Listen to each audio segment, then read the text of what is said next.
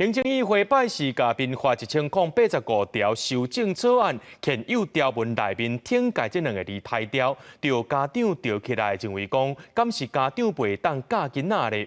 这児童福利联盟表示讲，毋是袂当处罚囡仔，只是讲爱用正面的方式，莫伤害囡仔做原则。 囡仔伫公园走来走去，真古锥，毋过有当时无听话，互人感觉真欠拍。打为什么不打？是骂他，口气比较凶一点呢、有时候会很气啊，但是还是不要打比较好。对，行政院拜四通过民法修正草案，将185条，父母会当伫咧必要的范围内面顶改囡仔，甲内底顶改两字汰掉。真侪民众就烦恼讲，甲顶改两字汰掉，家长就无法度教示囡仔。卫福部是表示，未来会甲教育部做伙讨论建立亲子教育资源。目前伫咧各县市拢有设家庭教育中心，提供家长咨询的服务。设立的家庭教育中心。